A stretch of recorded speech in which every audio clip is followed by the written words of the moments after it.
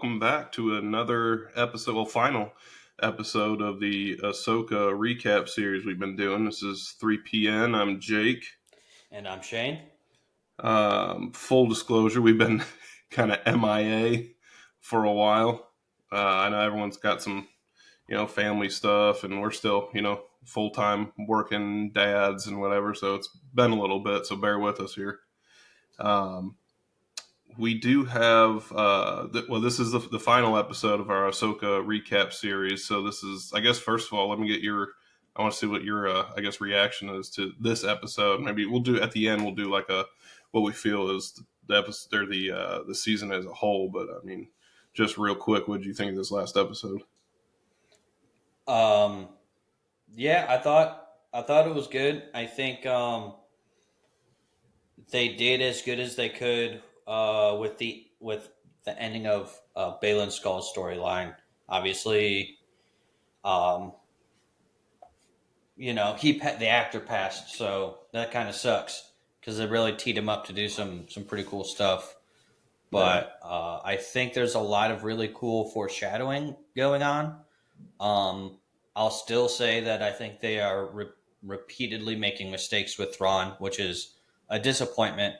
But overall, I think it was a good episode. I think it was a good finale to the season. And I am excited for what they're going to do for season two. Because, correct me if I'm wrong, but they are currently recording that. yeah. So since I think the last episode we recorded was several months ago for this. So I know we're a little behind, but they have confirmed that season two is a thing. I don't know if they've started like filming or anything, but I do know it's been confirmed for a season two. So, I mean, I think that's good. There's like a ton of unanswered questions, so they Yeah. definitely need to wrap that up. I know there was some rumors of them like kind of blending it into a movie of some kind, but I'm kind of glad they stuck with the episode, the TV show Yeah. instead of the movie. I think it would be cool, like if they made a movie that included these characters, that would be Yeah, fine. But yeah, to turn Ahsoka into its own standalone movie, I feel like would be a mistake. Um, I I I think the current standing of Star Wars as a whole is doing much better in these short little like mini series or yeah, just extended series rather than these movies. Disney, for whatever reason, doesn't seem to like get what Star Wars is about, and they keep throwing these like really not good directors on their big budget movies, and then all these like really good directors and writers they're throwing at the series. So they're coming up with like these really good series for the yeah. most part, and just dog water movies. Yeah, I'd have to agree. All right. I mean, I, man, as far as how I feel about the series or the this episode, this is my least favorite episode. I mean, Oh, we'll get really? into it at the end. I was Okay. pretty disappointed with this episode. I've rewatched it a couple times, like we've talked about Hmm. previously, just getting prepared for this, and kept having to reschedule and whatever. But Yeah. um, and I think it's one of those things like once you see it the first time, and you're not trying to pick it apart, it's one thing, but when you're watching it over and over again and like preparing to like talk about it, I think it gives it have a little bit of a different perspective. Yeah. Um, You know what? I was gonna say something. I decided not to, but I do agree with the more that I rewatch just the show as a whole, the more that I'm starting to not actually like it as much. I still enjoy it. I still think yeah, it's a good series overall, but I am noticing more and more things, and I'm like, ooh, that's not really right, or well, the there's a lot of writing on here continuity is kind of errors just from like scene to scene. I mean, it's like I don't know. We'll get into it. I guess we're not professional, critics by any means. mm, So like, take everything we say with a grain of salt, I suppose. But there's just a lot of for someone that has an untrained eye when they're watching something like this, Yeah. it's like there's too many I did notice mistakes. they sort of Game of Thrones it, right, where they Yeah, built up a lot of these storylines, and then in this episode, they sort of end some of them, and it's like, well, you spent the entire season building this up, and it's just unceremoniously gone like that. yeah. So I So, get what you're saying, absolutely. well, let's just jump right in. We'll get to it Yeah, at the end. I'm sure we'll have a discussion about what we think of yeah, this and then the series as a whole. So, all right, we left off on chapter 7. At the end of chapter 7, anyway, of the basically the band's back together, right? yep, Ahsoka, Sabine, Ezra, they're all kind of back together where those little crab people are camped out, I guess. yep. I can't remember the name of them, the Nadi or something like Yeah, that. naughty. The stormtroopers are retreating, and Shin is basically left on her own. Hmm. Um, so that's where we left off. We pick up right there with chapter 8, the Jedi, the Witch, and the Warlord, which Yep, I'm sure that was a nod to Narnia in a weird way. yeah, I'm yep. not sure why. A lot of their titles of their episodes have been nods to other like fantasy stuff. Yeah. I mean, So it's fine. Like, I didn't have yeah, a problem with it. It was just kind of, I mean, not what I was expecting when you're watching Star Wars to think of Narnia or whatever, the Chronicles of Narnia. Isn't that what it was called? the Chronicles of Narnia. Yeah, but Yeah. it makes sense, right? These guys like in Narnia, they go through a cupboard and they're into this like whole other dimension. Same Right. sort of thing here. Like they went through like a portal essentially, and they're in this whole other like world. So it kind of makes sense. I Yeah. feel I like mean, it may have listen, it been a makes better sense. title for the episode when they actually jumped to here, Yeah. but I'm sure there is some symbolism in the title and in the show that us smooth brains aren't seeing. I'm sure Right. there's some more symbolism going on. I And, I didn't catch it. the mouse owns Was everything now, that? too. The mouse owns everything, Disney. Yeah, So, I true. mean, they have Narnia, they have Star Wars, whatever, Hmm. so they can do whatever the hell they want. Yeah. All right, well, we start off with Grand Admiral Thrawn. He is informed that the cargo transfer is complete, which we don't know what the cargo is yet, but I mean, I'm sure you have your ideas. Yep. Morgan Elsbeth is basically puts her foot in her mouth again and is, trying to butt into Thrawn's plans, and he basically shuts her down and tells her, this is kind of what I'm doing, and you don't know Yeah. what the hell you're talking about, is essentially how the scene goes. Um, he knows the Jedi. He doesn't underestimate them, and that's kind of what he's telling her. Like she's not playing it safe. He's not underestimating Ahsoka, and he knows exactly. I mean, at least He essentially, says that's he's what not he's getting at. underestimating him, but like at best, he sends like in an earlier episode, he sends like 15 troops Yeah, to kill 3 Jedi. Well, 2 Jedi and a Padawan, and then yeah, later on in this episode, he sends like 2 TIE fighters. It's like, yeah. bro, you've been in battles where you've launched entire armies at like a single Jedi, and they came out on top. Right. Please explain how you're not underestimating them. Yeah, It yeah, also irritates me that like Morgan is still so. I'm not going to say the word I wanted to say, dumb, yeah. because like she should know by now that not to underestimate these guys. Like Which and Ahsoka's the one who captured her in the first place. yeah, So, and like, and yeah, early on when she was with Thrawn, and Thrawn's like, "Oh, we're gonna send like this small platoon after them," and she's like, "You should send more." He's like, "Nah, it's not worth it. We just need to delay them. We don't need to kill them." yeah, And Morgan's like, "Okay," and now like it's like flipped. Now Thrawn's like, "Ah, don't you worry. We're not underestimating them. 2 TIE fighters," and Morgan's like, "Oh, why are we even sending that? Like, we're good to go." It's like you guys, yeah. they both are being stupid, Is that the and like character for both they're of like them? Yeah, contradicting their own sort of character designs. exactly. Yeah, no, I agree. But anyway, the Great Mothers begin to thank Morgan and want to reward her for and they say hearing her dreams across the galaxy, I think, was basically Yeah. why, she made all this possible for them Yep. to come back to the, I guess, galaxy OG, whatever we're calling it. Yeah. Um, and they give her the gift of shadows, which basically she's becoming one of the sisters or mothers, whatever the hell, one Well, of these witches. it initiated her into the Dark Sisters. Right, right, right, She is still not tech. I mean, well, she is now a Dark Sister, right, but they are also like traditionally a specific alien species. right, right. So she's not one of them, Well, but they're they've just sort using her of as a tool anyway, that we find out later in the episode. yeah. But so it's kind of like, yeah, Which but I was not happy with that either. But sorry, continue. yeah. No. Well, they create this weapon for her called the Blade of Talzin, Yep.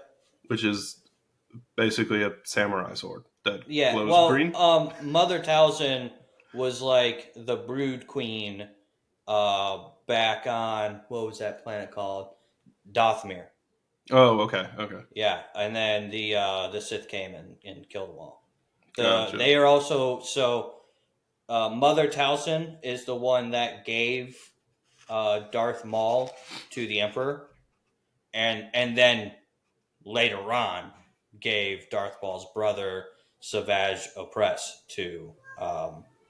I don't know if he was given to the Emperor or somebody else, but essentially, like the male Dothmiris, they would like give their strongest warriors to these Sith as like a hey, we will supply you with these Sith assassins if you don't, shellac all of us, which didn't work out for him anyways, obviously. Yeah. Well, basically, that scene ends, and the two fighters leave the hangar, and you just see Thrawn with a little smirk on his face, like everything's going to go his way. Which I guess in the end kind of does. But Yeah. you got anything to add? Um, I don't much care for Thrawn smirking. He's supposed to be cold and calculating, not like arrogant and douchebaggy. But Yeah. other than that, All right, so we come back to Team Jedi. I'm just going to call them that from now on because just saying the names over and over again. So we're with Team Jedi. Their ship is basically just hovering over the crab people. Yeah, because it's still moving. Yeah, a little convoy of crab people. Ezra is building his lightsaber and bickering with Hugh Yang, which I know I've said this a million times, but I like Hugh Yang. His smart ass is just funny. Yeah. During the conversation, you do, not that you find out, we all kind of know this already, but they do mention Kanan Jarrus, who was the one to teach Ezra how to build his lightsaber. Mm-hmm. And what they do find out is that Hugh Yang was the one to teach Kanan Jarrus how to build a lightsaber. So he kind of understands what he was trying to do, his crude it makes lightsaber sense. building. It makes sense, though, because Hu Yang, like anyone that was trained traditionally as a Jedi, Hu Yang trained all of them on how to build their first lightsaber, or at least the vast majority of them. So it makes sense that Hu Yang helped Kanan, and that now that Hu Yang knows how Ezra knows how to make a lightsaber, he knows what parts Ezra's looking for. But I still don't like the scene because like normally a lot of meditation and like channeling the force goes into building a lightsaber. And don't you have to have like the crystal and everything? Like, where did you get one of those? Like Hugh Yang's just that's like that's storage. a thing. Yeah, that's an argument that a lot of people have made like online. I fully believe that Hu Yang has like a stock of kyber crystals. Yeah, I can see. I mean, it's a Jedi ship, right? Yeah, I mean, and plus like knowing that the Jedi got purged, even if Hu Yang wasn't already stocking kyber crystals, I'm sure he went out to like get some before the Sith. Just I forget what planet kyber crystals generally come from, but I'm sure he went through and tried to like harvest a bunch. Or maybe he went with Ahsoka. Technically, you have to like wield the Force to sense kyber crystals. But so I maybe don't have like a huge problem with it, but they didn't touch on it at all. I guess that's my problem. Like, did any Yeah, it would have been show? I cool. mean, It would have been cool to get a little bit of dialogue on that. yeah, But also like Ezra just sort of just throws everything together, you know?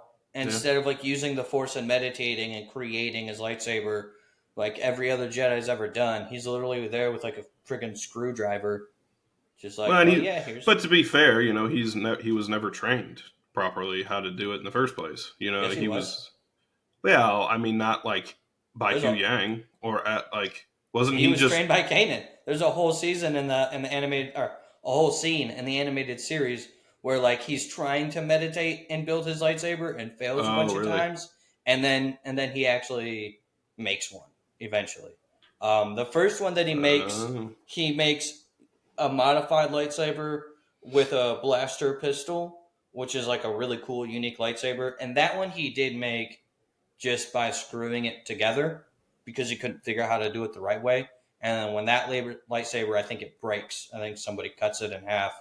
Um, at that point, he has learned enough, and he does the full meditates and whooshes it all together. So he knows how to do it. Like gotcha. that's He the just. traditional correct Well, we're in way a to. hurry. All right, we don't have time for that. They just got to throw it together. There's always time for the force. All right, so Sabine's kind of standing in the doorway watching, and then Ezra turns and asks her a question. She's gone, and you can kind of sense the tension a bit, right? And Ezra asks Hugh Yang, what happened between her and Ahsoka, and Hugh Yang basically explains that Ahsoka felt that she was training for the wrong reasons, which we've touched on this a little bit, but we don't really get like the full explanation.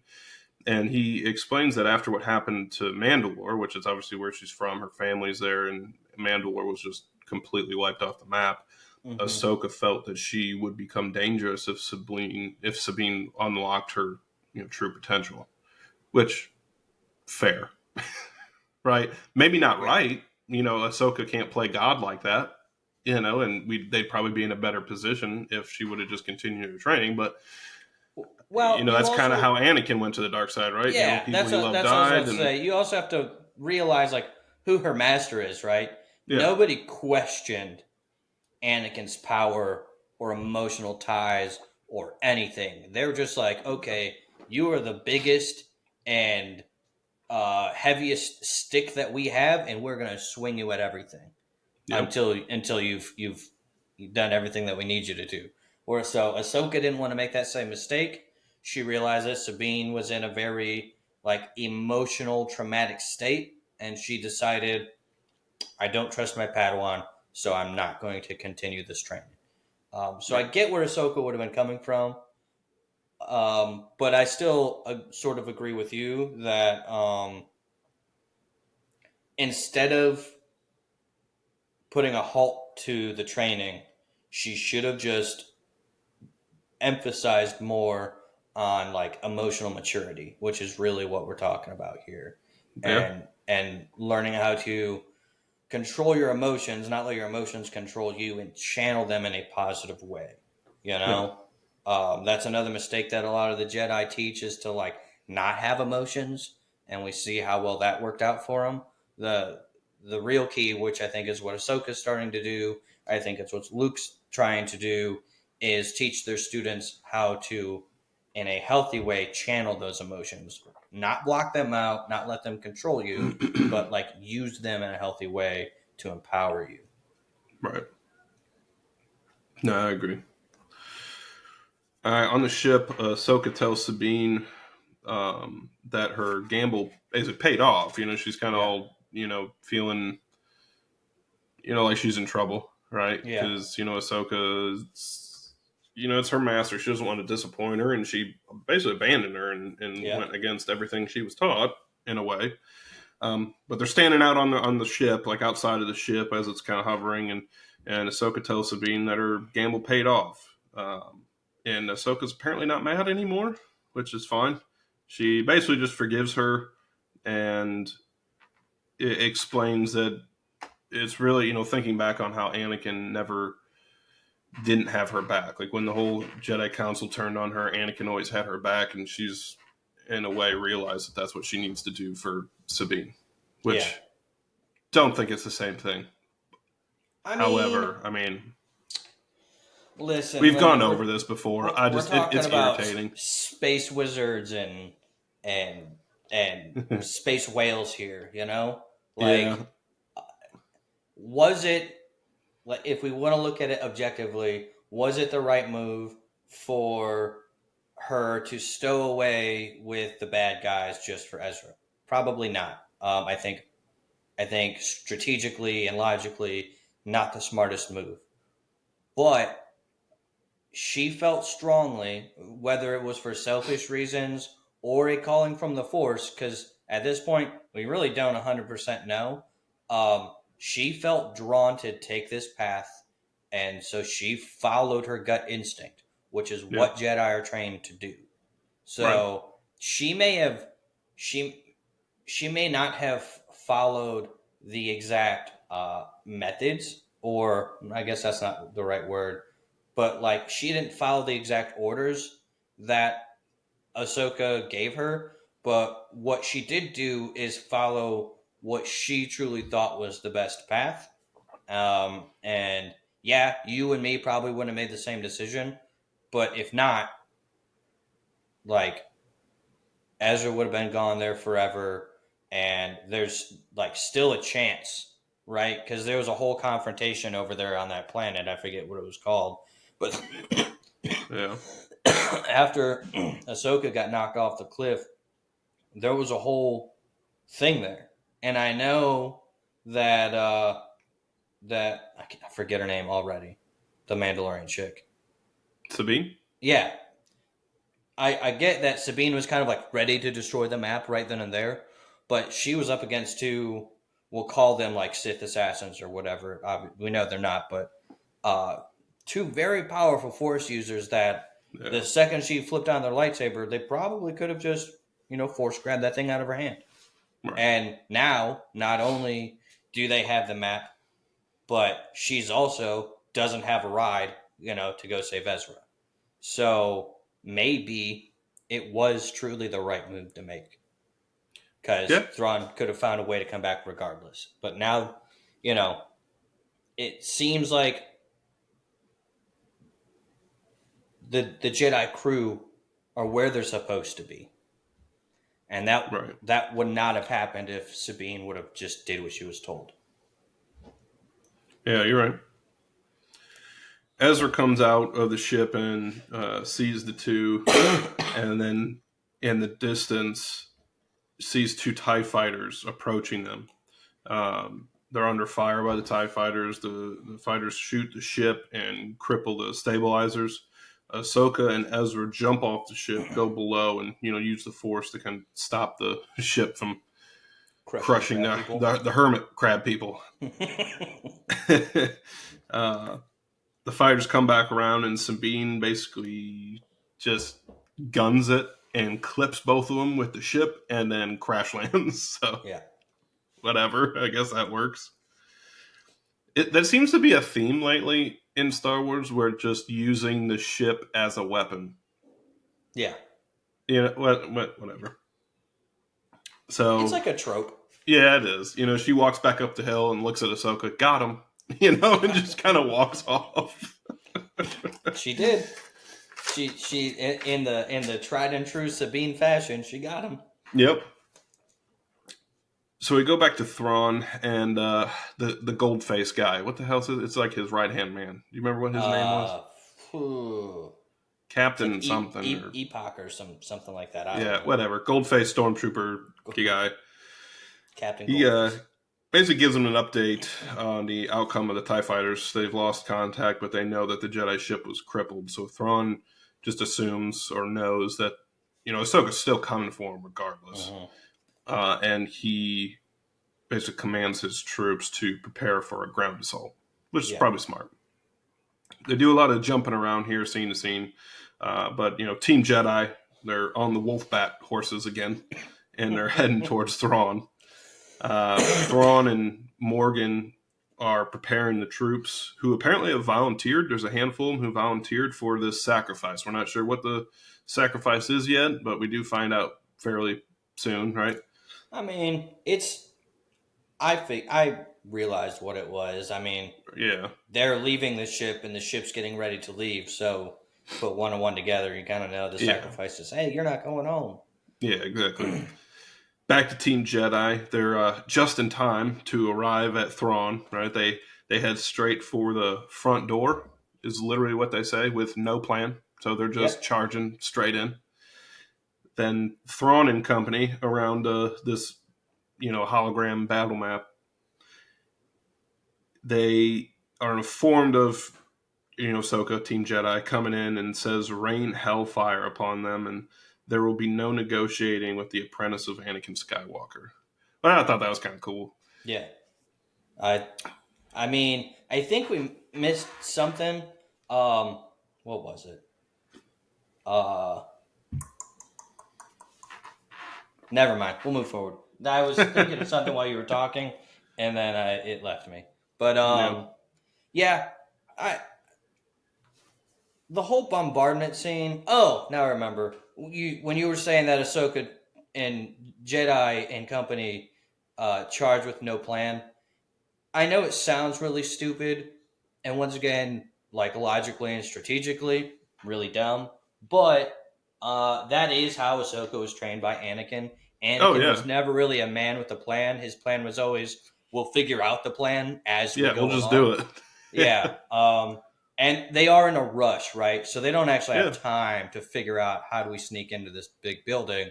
They're like, we got to go there now, and we got to mess them up now. So it makes right. sense that they just charge Yeah, no, I'm headlong, not knocking it. I think recklessly. it's very much right up her character's alley, especially with Yeah. you know Anakin being the way he was. Especially if you watch Clone Hmm. Wars. I mean, that's all he did was just run into battle, and yeah, I mean, it makes sense. It's just kind Yeah. of dumb, Hmm. but I mean, it But works out. I didn't like the bombardment scene though. They Yeah, drop all of these bombs, and every single one of them misses. Like yeah, just and not only that, they don't even start shutting the door until these Jedi are basically at the door. Do you yeah, know when he could have shut that door? Like 3 days ago. yeah, The yeah, second Balin Skull and his side chick left, shut the door. yeah, They don't. No one's coming back. They weren't yeah, expecting anyone to come back. So why are you leaving this door open? These yeah. Jedi could have snuck by at any time. Honestly, like they could have just left their ship behind and bebopped their way over there and snuck in. No one would have known because the door was left wide open. Yep. And there wasn't even the only reason there was people guarding the door is because he sent this whole platoon to go fight them. But Yep. without that, there There was wasn't no one even there. anyone guarding the door. Like Yeah. they literally could have like gone through that entire They're letting all compound. kind of animals in. Yeah, imagine like the bugs and stuff getting into their food and It's pretty everything. bad. Yeah. Yeah, so dumb. All right, so we've already talked about it, but obviously, Team Jedi dodging the laser fire bombs, whatever they are, charging the base. They make it in the door. They use the Force and open it a hair, and they sneak right in. Right. Europe. Thrawn dispatches the Night Troopers, which that's just kind of a cool name, right? Night Yeah, Troopers. I don't know what yeah, the hell those were. I'm assuming. Well, we'll see them later, but I'm assuming it yeah, was like the red stormtrooper looking guys. I don't know. yeah, Anyway, Team Jedi fights off the troops. Sabine gets hit, and Ahsoka just tells her to use her blasters. So, use what you're good at. Stop yeah, trying to use the lightsaber. It cuts to another scene where the Great Mothers or the witches are chanting and turning all of those troops that they're slaying into zombies, basically yeah, stormtrooper zombies. Which I gotta be honest is kind of cool. yeah. Kind of all about the stormtrooper zombies. Yeah, Uh, no, I think it was kind of a cool scene. yeah, it was pretty cool. I It felt a little off to me, but the concept of it was really cool because like the Night Yeah, Sisters have created zombies before, like that's kind of their old shtick. They're like yeah, necromancers essentially. So I just the way that they did it was a little off to me. And they Really, made from this them. scene on, everything kind of fell off to me, to be honest. I mean, from the rest of the episode, from here on. I would say up until like the last 5-10 minutes. Yeah. The last 5-10 minutes, golden. From here until the last 5-10 minutes, You kind of. yeah. So basically, Team Jedi fights off these zombie troopers. They're having an issue. They're going up the stairwell, and they seal off the 2 doors, and they make their way up the tower. Right. Thrawn, realizing that they're on their way, they're advancing, he tells Morgan that she needs to buy them time, basically, Yeah. to hold them off. And she agrees, but, knowing that she's just being used as a tool now and she's staying behind. They board the ship. Thrawn and the Great Mothers. Yeah. And as they're walking away, Morgan whispers for Dathomir. This reminded me of something else, alongside with the whole leave the door open thing. So like at the beginning of the episode, they're like, "All right, we've loaded everything. Now we just got to wait for the ring to come to us, so we can dock." It's like, well, why didn't you just go to the ring? Yeah, you know what would keep Jedi from getting onto your spaceship after you're done loading everything up is if you take your spaceship immediately to space. Yes. We know it can dock while in space. We've seen that in the movie. Fucking Obi-Wan does that with the little mini one, right? Yeah. Remember that? Yeah. Yeah. So, like, we know these things can dock while they're in space. It's another issue I have with this episode. I wasn't going to bring that up because I already have so many other issues, but that was just stupid in itself. I could say, right, maybe the ship is so broken that it can't fly on its own. But we also we saw it fly to the tower in the beginning of this. Oh, yeah, that's right. You know what I mean? It flew. Maybe it can only, like, hover like their spaceship can. Yeah, maybe. But here's the thing, right? This spaceship has been here for years and years and years and years. 10 Later years. on in this episode, it takes them all of like 2 seconds to get their ship that's crashed like 3 times, been blown all to hell, to once again be space worthy and try and chase down the Star Destroyer. So they're able to get their ship with very few tools and supplies and equipment to fly in 2.5 seconds. You've had years and you can't get your Star Destroyer to fly? Yeah. Yeah, that didn't really jive with me, but, it is what it is. You dying over there? Oh, absolutely. You going to be all right? All right, so Team Jedi are now confronted by Samurai Morgan. Ahsoka tells Ezra and Sabine to go on and that she will handle her. And again, just a continuity thing. Like they've been harping on sticking together. And even Sabine says something right here. We need to stay together. And they've been harping on that all season. When they stick together, they, come out on top. And again, they decide to split up the grouping. But whatever. I mean, I get it, kind of, right? They wouldn't have been able to get to the ship on time if Morgan and her troop of zombie stormtroopers were like fighting the whole time. So Ahsoka's like, "You two get on the ship. I will basically play distraction and just try and make as much time for you guys as possible." So I get where she's coming from. Yeah, but at the same time, Morgan's one job was to delay all of them, and she's just going to let 2 of them go. Yeah, like it's her and like what 20-something stormtroopers. Like they could have went after everyone else. And she tells them like right in front of her, like, you need to go stop Thrawn. She just lets them go to go try and stop Thrawn, and she's just like focused on us again. I just, is what it is. So Ahsoka and Morgan, they begin to fight. Ezra, Sabine face off. I say face off. I basically wrote in here they fuck off to Thrawn. I don't know why. But whatever. They take off and go try to find Thrawn. Ezra and Sabine run into the night troopers, which are wearing this like crazy armor, which I guess is kind of like Mandalorian armor in a way that can stop blaster, whatever, bolts or whatever you want to call them, and lightsabers apparently too. But they're Yeah, also zombie night troopers that we yeah. find out. So okay, which is kind of cool. It Um, actually makes sense that finally, and this is probably one of the few good things that Disney has done, where they made stormtrooper armor not 100% pointless. yeah, because like the rest of them are wearing just plastic, like Halloween Town armor. Uh, Yeah. yeah, it's kind of what it seems So like, it, anyways. it makes sense. Like if you're going to be encumbered with all of this like crazy looking armor, like it should Might as protect you. well do something. Yeah. And every other, even in the original Star Wars, like you got these stormtroopers decked out.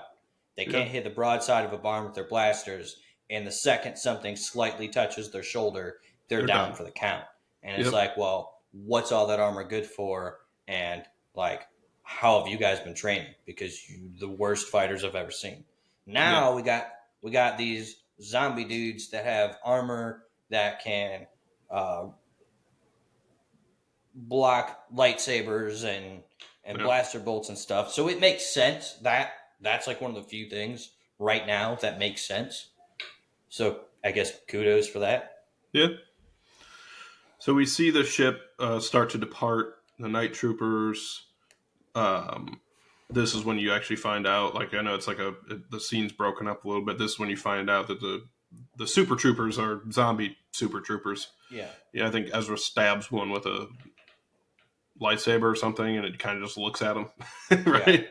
Right. Sabine uses the Force to bring her saber to her, which is the start of her like really kind of coming into being able to use the Force well. Her Yeah. and Ezra kill the two Super Trooper zombies. Mm-hmm. Ahsoka somehow having a very difficult time with Samurai Morgan is overrun with troopers. Jesus, I'm going to keep calling them Super Troopers now. That's okay. Super Troopers works. Okay, the Super Troopers, and retreats up the stairs to Ezra and Sabine. Now, this is where I start having like problems. Okay, Ahsoka is like taking on Balon. It has taken on. I was watching. What was it? What was the animated series she was in? What was that called? Was it Clone Wars or Yeah, whatever the Clone hell it Wars. was? Where Yep. she was literally standing She's in in the both Clone middle. Wars and Rebels. Right, I remember that. I just off the top of my head, I remember that scene where she's standing in the middle, and Anakin has Rex and all those troops just firing at her, and she's having to Yeah. block everything. So she can do all that, but she can't take out the most useless character in Star Wars history with a samurai sword. Well, I believe there is Night Sister magic empowering her at this point. So her Now, I reflexes guess are increased. yeah, Her speed is increased. Her strength is increased. She's got, the Night Sister version of Force empowering her strikes and her swings. So I do think that maybe Ahsoka shouldn't have had as much trouble as she had, but I agree that it should have been a bit of a struggle. So I think yeah, I think the writers just took it a little too far, you know. I agree. But also, while her and Morgan are fighting, the rest of the stormtroopers are just sort of standing Just there. chilling. Yeah, they're like, I yeah, get to that in a minute because it happens again. But yeah. that is like the worst trope, They which I they feel like pull out their most popcorn and they're just like, they're just watching. good show. Yeah, like it reminds me of. Do you remember the movie Troy with Brad Pitt Yeah, yeah, and that's an old whatever? movie. Okay, so there's a scene where his nephew basically dresses up in his armor, pretends to be him, and he runs off and dies eventually. But basically, he runs off in the middle of this Trojan battle or whatever. They're storming the beaches. It's like fucking Normandy. All right, Yeah. and then everyone stops fighting to watch two people just duke it out. And then when somebody loses, they just all go back. This is the most unrealistic shit I've ever seen in my life. I love that movie and I love Star Wars, but I just think it's just an overplayed trope that needs to stop because that's not Yeah, how things work. and you don't.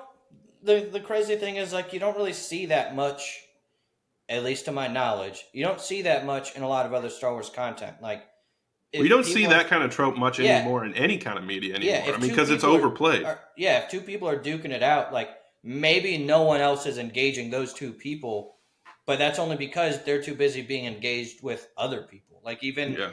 in episode 2, when they're trying to save Padme from the Geonosian little gladiator pit, like yeah, you see a lot of scenes where it's just two people squaring off against each other, but no one is standing around watching. Everyone Right. else is still going hog wild, fighting for their lives. Yeah. And in this scene in particular, like yeah, like in a real war scenario, no one's going to be shooting blasters at Ahsoka because they're going to be worried about friendly fire. Although they are zombies, Yeah. So why? and That's my other and thing. and she's also clearly expendable. Yeah. So So what the hell does it matter? you could at least, like, even if you didn't want to shoot each other, you could at least come in with like your melee weapons, or Yeah. just like or try and punch her. I don't know, anything to distract her, so Anything that besides just standing there looking stupid. yeah, so that Samurai Morgan can get a few slices in. Yeah. All right. Anyway, so Ahsoka's fighting her way up those stairs. Ezra and Sabine are up there and decide they're going to jump onto the ship that's taking off. Yeah. Sabine tells Ezra that that Ezra needs to trust her and that she can use the Force. He's going to jump and she's going to push him. Right. Yeah. Um, and he says okay. He does it and he goes to jump. And it's a pretty cool scene. He Yeah. pushes him and whatever. He barely makes it. He jumps up, gets rid of the super troopers up there, Mm-hmm. and then it's Sabine's time to go. Right? And the scene kind of ends, but Sabine, it seems like she goes to jump.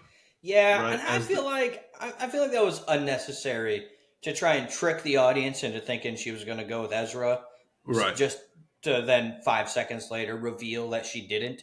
It's Well, like and the you could have biggest just shown problem. that she had character growth and Yeah. decided to stick with her I'm master. sticking with my master. I agree Yeah. because the biggest problem with that scene is that if you look when they pan out and you see the whole top area where they're all supposed to be fighting, it's not that big. No. And so like the next scene is Ahsoka and Morgan standing in the circle of all those stormtroopers that are doing absolutely nothing, Mm-hmm. and Ahsoka's like on the ground, almost being defeated, and Yeah, she had one of her lightsabers cut in half and shit.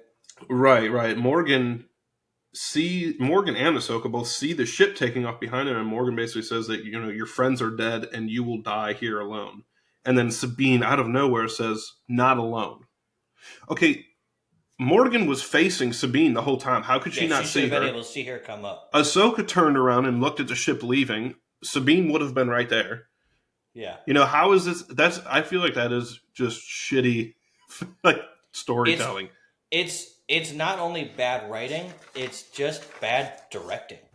It is. Like, it's terrible. There's so many common sense things going on here, and these characters are acting like they got their like blinders up and they just got tunnel vision and can only see like the one thing in front of them. Well, it's not even those. So it's somehow all of those stormtroopers that are standing in a circle around don't see Sabine. Yeah, don't see. Ahsoka and Morgan don't see Sabine, and she just walks up, and nobody starts attacking casually her, really. too. Like Yeah, when she walks up, she's not like out of breath from running or sprinting or anything. She's just casually chilling. Like, I know. Nah, fam, she ain't alone. Gang, gang. It's like, yeah, and Morgan's facing her the whole time, and now this is when she like sees her. That pissed me off. Granted, I think it's a cool line.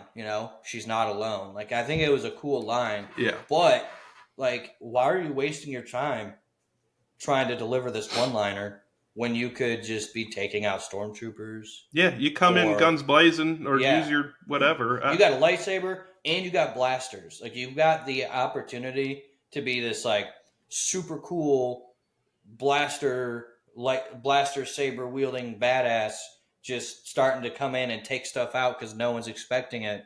Yeah. And instead, because somehow they didn't already know she was there, alert everyone to your presence, and then somehow the entire battle turns, and they from that point on easily take everything out. But honestly, I I hate sitting here like just ripping on the episode because like people don't want to listen to that shit sometimes. Like I even when I listen to like podcasts and stuff like that, if anybody does listen to this, it kind of gets old when people just start ripping something apart. But I also don't want to sit here and be like I loved it when that's not how Yeah, I well, feel too. You know what I mean? I think there's a time and place for accurately criticizing something. Yeah. Well, I guess not a time and place. It's a fine line between accurately criticizing something and hating on it because you want to hate on Well, it. because you want it to be better because you are a Yeah. fan and you do enjoy.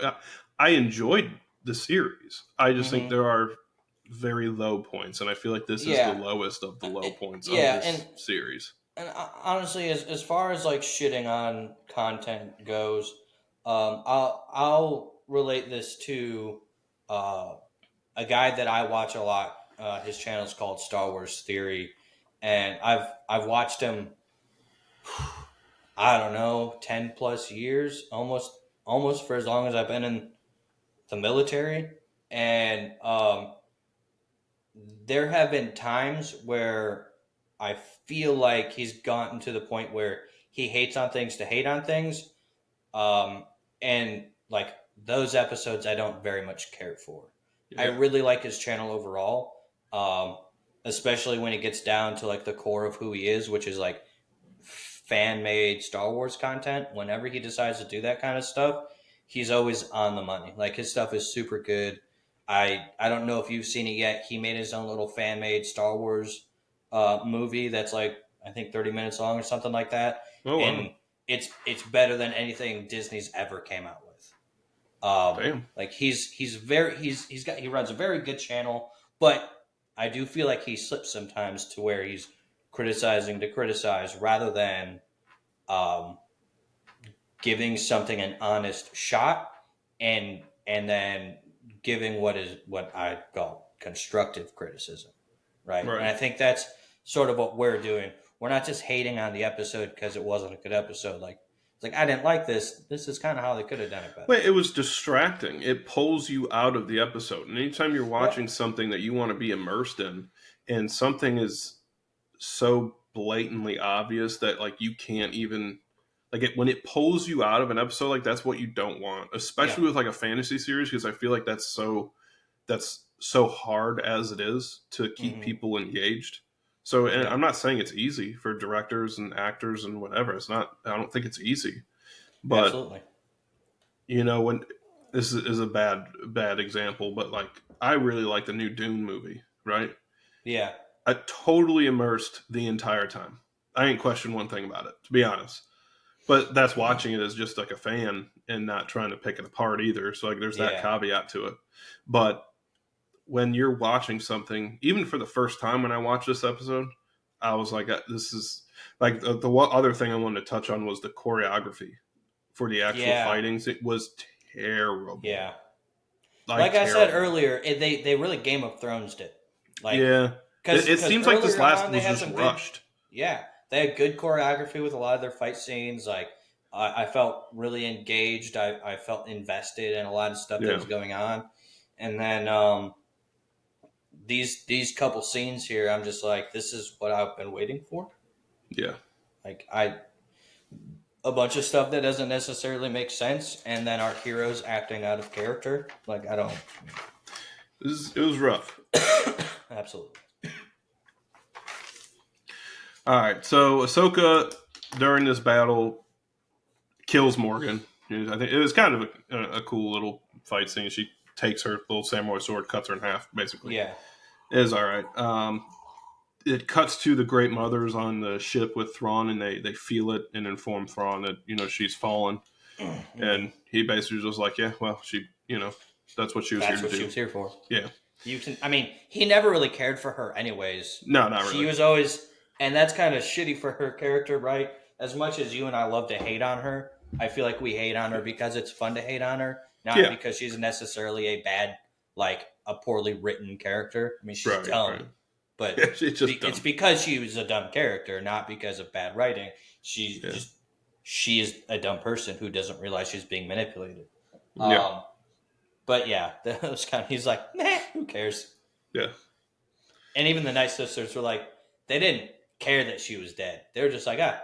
Well, Well, it was like it definitely. was the plan. Like that was Yeah. the plan from the beginning. They knew Yeah. that's what they were going to do. I mean, it was just like, okay, Although, well, and I mean, I guess they can magically conjure this sword, so it doesn't really matter, anyways. But like Towson's blade is a like holy relic. oh, really? Yeah. So it is kind of odd, even though they probably gave it to her to give her an edge fighting a Jedi. It's odd that they gave this like all powerful holy relic to uh, a throwaway minion, Yeah, a red shirt, if you will. yeah. So I didn't really know that. That also makes no sense Yeah. to me. That's oh boy. All right. Well, so you see a scene where Ezra is on the ship, and he's got a radio, so he can kind of keep track of the troops on the ship, and that's Yeah. basically the scene. He's pulling away one of the dead stormtroopers. Yeah. Ahsoka and Sabine are fighting off troops, and it's so weird because this is another problem I had where they're on top of this like pyre, right? And they Mm-hmm. need to kind of escape, and they're fighting, and then they just kind of like run off. And these stormtroopers, you can see in the end of that scene, you can see them kind of just like get up and waddle off after them. Yeah. But like nobody's shooting, nobody's doing anything, they're just kind of like waddling. Like to me, it almost looked like a scene that was not supposed to be in there. Yeah. Some of they threw in last minute.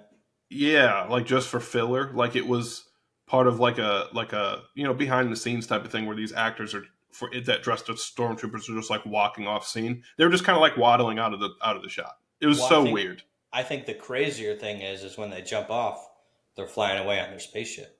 Okay, so I was just gonna get to that. Okay, so hold on because I have an issue with that too.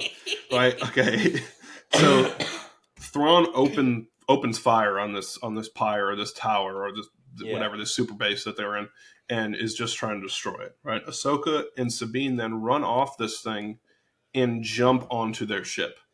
Right now, seconds ago, moments ago, you see the shot from the ship looking at the tower. There's nothing there. Yeah. They cut to the tower as it's being bombarded. They jump off, and now the ship's there. How the hell did that happen? That's a super fast ship. Well, also, you know, they have been unsuccessful in repairing their already broken ship. Yeah, And then Sabine does a recklessly desperate last ditch effort to overpower its drives to launch it at the two TIE fighters, resulting in the ship, for I think a third time, crashing into the planet and just being totaled. And magically, it just. all right, so Team Jedi takes off after the ship. They're trying to catch Mhm. up, right? Thrawn radios them in the middle of all this with this long diatribe of how he knew her master, and that's why he outsmarted her because he knows how Ahsoka thinks, and he knew that she was going to act exactly like Anakin and be impulsive, and somehow that's how he outsmarted her. Which I don't think he outsmarted her at all. He He was just didn't do kind of anything dumb the whole smart. He just time. got lucky. Yeah, he really just got lucky. But then they just jump to hyperspace, take off where they can't follow, and they're kind of SOL. Yep. So Team Jedi, kind of realizing they're fucked, return to the Crab People, where Ahsoka, as soon as they get there, she sees the White Owl. Now, I mean, you know more about that. I know what the White Owl is, but for anybody who doesn't, why don't you explain what the White Owl is? So the white owl is the embodiment. Well, it is a not the embodiment. It is a form of the daughter of the Force. Which, if you watch the Clone Wars, I think it's like a 2 or 3 episode series where Worth the Anakin, watch, for real. Ahsoka, yeah, where Anakin, Ahsoka, and Obi-Wan, they get teleported to like this weird mystical planet, and it's basically the home of the father of the Force, who sort of controls the two halves of the Force, and then we've got the son of the Force, who is the embodiment of the dark side, and he's got a humanoid form in this weird, crazy bat form that's super cool. And then you've got the daughter of the Force, who is the embodiment of the light side, and she's got her humanoid form and this owl form. And so uh, you there's a whole story arc that's involved there. It's really cool. It's really well done. Yeah, definitely check it out if you have a chance. Yeah, but obviously Ahsoka's been there. So when she sees this owl, I feel like she should have been more shocked when she saw that owl. I feel like that should have hit her a little harder because she knows exactly what that owl is. Yeah. And I think so. Is that? Let me ask you something because I saw the owl as more of like a spirit, not like a physical thing, right? So let me ask you this: do you think that the planet from that animated series is that where they're at? Do you think that? No. Okay. I feel like I've I I think that this planet is where the Jedi originated from, which is right, like which the we've talked about that original, before, right? yeah, the original Force Yeah. users before they split from Jedi and Sith, and they were just like one group of people. I think this is where that happened. Yeah. And I think during that time, these guys, since like wielding the Force and having knowledge of the Force was so new, they because of that they probably had more intimate knowledge of the Source, which is the Father, Son, and Daughter.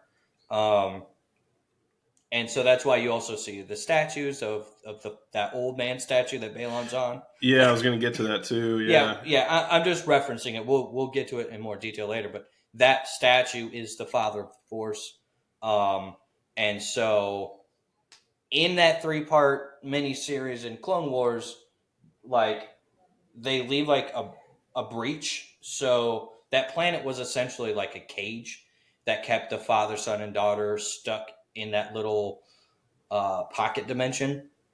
Oh, okay. But because of how the events took place, it set the son and the daughter free. And I feel like probably both of them, but at this point, the daughter has made her way here.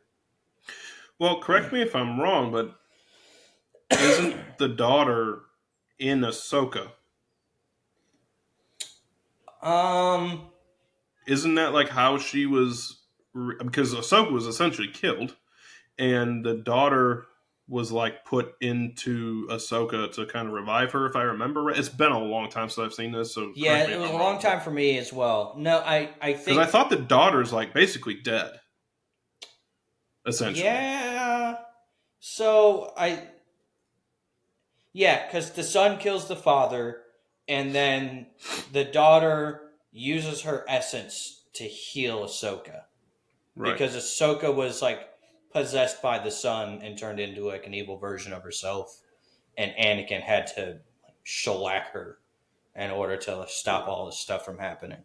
And then the daughters like gave up part of her essence, but like so Anakin's true role, like him being the one, according to the prophecy, you find out in that series that what they meant by that is he was supposed to take on the mantle of the father of the Force. Father, right? Yeah, I do remember that. Which alludes to other individuals could essentially ascend into godhood in extremely rare circumstances that, when the Force pushes you on a certain path. So I don't think that this owl is the daughter that we saw in the Clone Wars. I think this is somebody else that just took on that role and ascended. Oh, really? Okay. Now, who that is, who knows? It could have been. It's. See, I saw that a little different. I saw that as it's still the daughter because Ahsoka is the daughter in a way that it was just a reminder or like it's it could her, be. So you know another thing that it could be, since Ahsoka is essentially fused with the essence of the daughter, and in a way is, it could be a way that the spirit of the daughter is speaking to Ahsoka, like through Ahsoka. Yeah. That's very possible too. That actually probably makes more sense than my idea because Because it I have really a whole would. theory of what, and like I said, I'm not like the most avid Star Wars watcher or what. I don't know all of it, but I do kind of have a theory of what they're going to do with all this. But maybe we should save that for What? the end because we're almost there. Yeah, yeah. Let's finish this and then we can theory craft So we this. don't have much left. So basically, we get to the hour that you see Shin. She's going to that nomad tribe of people, whatever. Yeah. And then it cuts to Balon. You see him standing on that carved mountaintop of the father. You can see his like hand outreach. He's standing up there. So you kind of get an idea why he's there or what he's looking for, more or Now, less, at least. quick pause. Yeah, yeah. I watched a video on this scene a couple days ago. It's hard to tell, but when the camera pans and it's showing like it's showing what the finger's pointing at, and there's mountains over there. If if you really look, there is a pillar of light on top of one of those distant mountains, Really which leads me to believe that there's some like well of force energy over there, or huh? some type of temple. Interesting. Well, that would be cool to see. Yeah. Now I saw this video after my last rewatch of the show, so that could have just been somebody editing it and making it cool. I'd have to rewatch it like for the sixth time, honestly, to be able to like tell for sure, or at least watch that scene again to be able to know for sure. But according to the video that I watched, there's a pillar of white light that's like barely visible, way off in the distance, and it's Huh. like a Well, we need to talk about this bluish. in a minute because I do have some questions. I need to write that down. But Yeah, because there's it's been like some a things bluish like light too, which I might is have what to go lends it a back and force. watch that. Because there has been some casting things confirmed for season 2, which leads me to believe they're going to do some pretty cool shit. Did they recast Balon? I have not seen that. I mean, I'm sure they will, which I do. I think that we've already said that, but I think they should cast that Mads Mikkelsen. He was the guy who played Hannibal, and he's cool shit. I think he'd be a good Balon. But anyway, we'll get to that in a As second. long as the dude's like thicker than oats, dude. Because like Balon's a thick dude.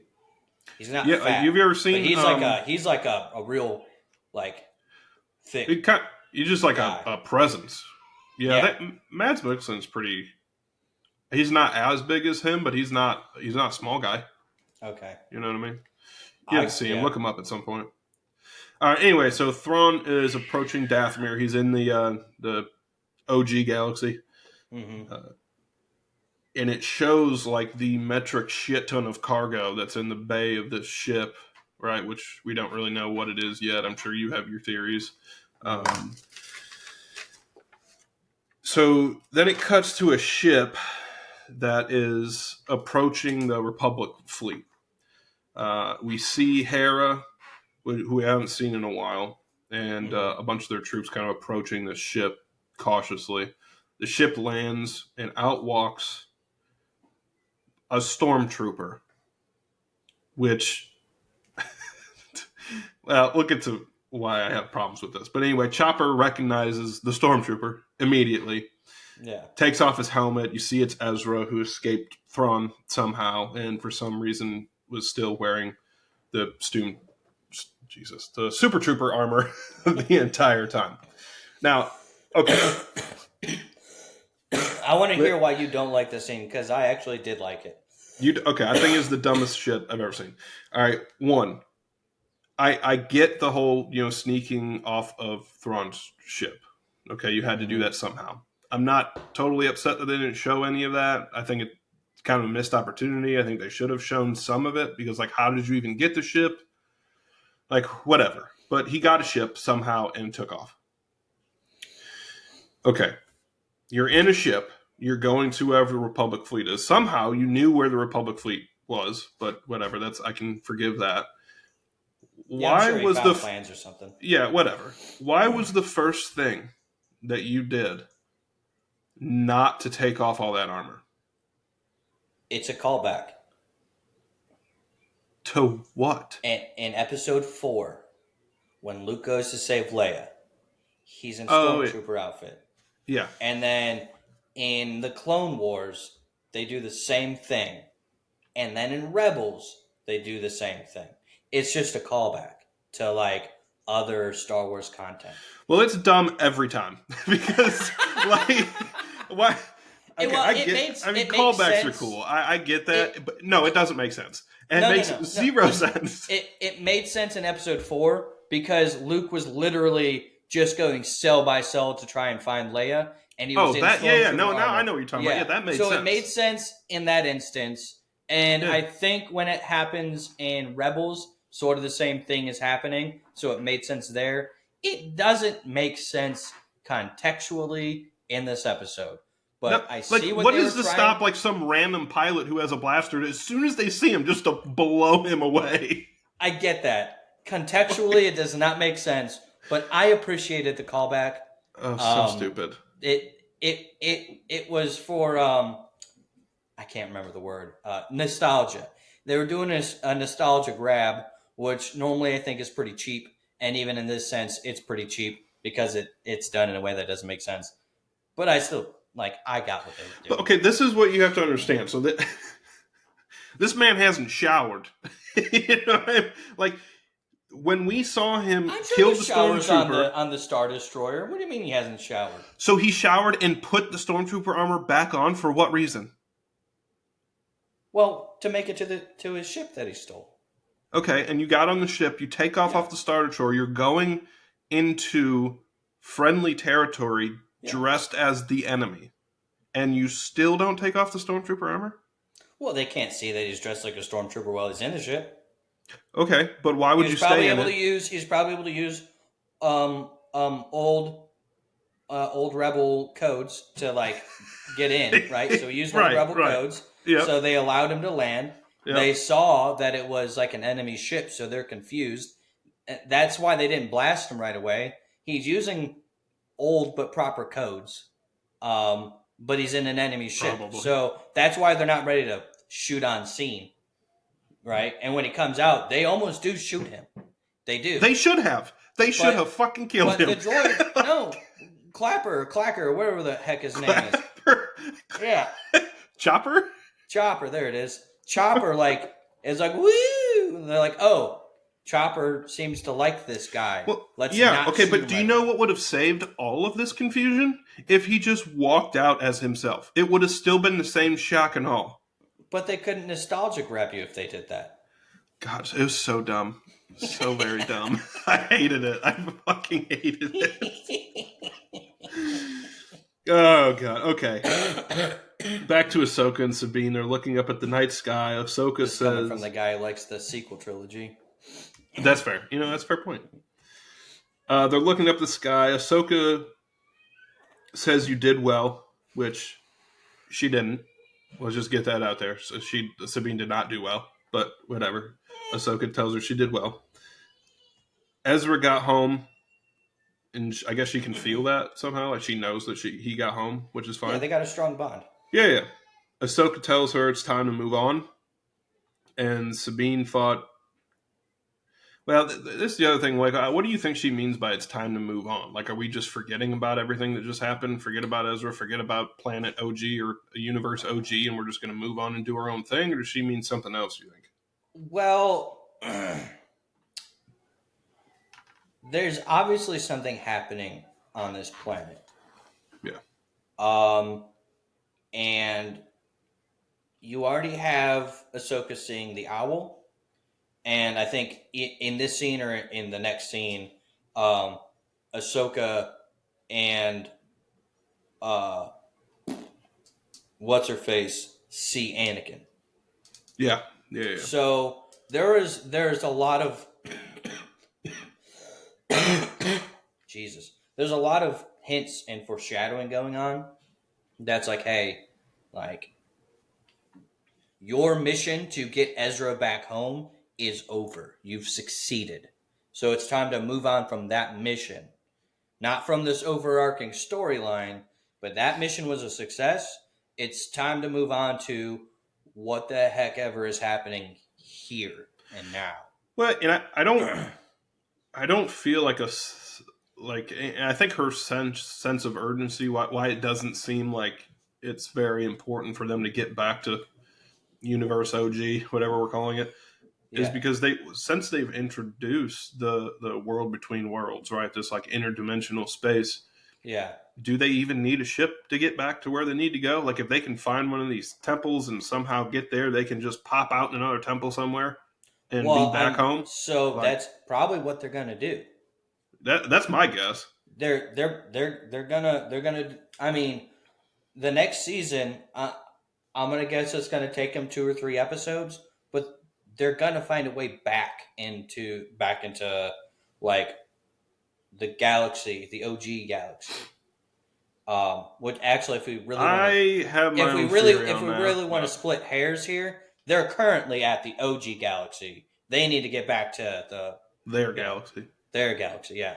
No, I Um. think you're right about that. So In a way, I don't think it's going to take 3 episodes. I think that's going to be all of season 2. My opinion. maybe. You know Because what? well, let me tell you That. why though. Because there was rumors about the movie about Thrawn. Mhm. I think they're going to have like a separate movie or whatever that is That's going to Thrawn. consist of Thrawn and whatever's happening in that galaxy. And then season 2 of Ahsoka is going to be everything happening in this galaxy, right? That would And make then sense. either another movie or a season 3 would be them going back and kind of getting the whole band back together because they haven't even Yeah. seen what's. I hope they bring that one guy back into it. Oh God, what the hell is his name? You know the monster looking guy from their little band of misfits. Um, Oh, Zeb. yeah, him. They He's like haven't. purple. He's like a purple Yeah, they haven't even brought Mandalorian him dude. into it, so I feel like he'll probably be in the movie, like with Hera and Ezra and whatever.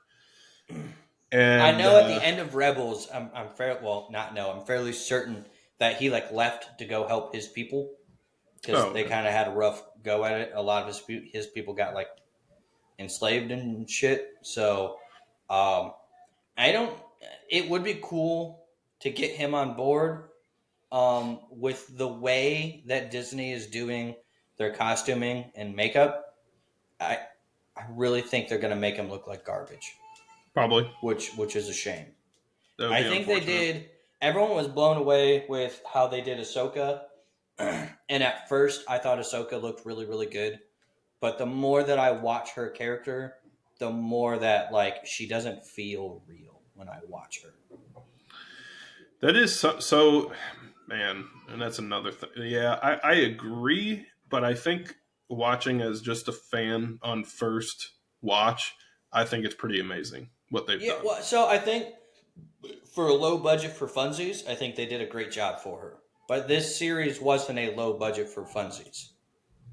You're right. Yeah, you're right there. Like I don't know if you watched the D&D movie. Yeah, If yeah, you want to get real technical, their costuming was atrocious, but it was a low budget for funsies and it was whimsical. So it made yeah, sense that the costumes were maybe not like the most realistic looking costumes ever. It was kind of fun that the owl dude literally looked like, or the Arakakra with a bird dude literally yeah, looked like a dude in a fake bird costume with the yeah, jaw that was on a hinge. You know, yeah, it was yeah. funny. It was whimsical.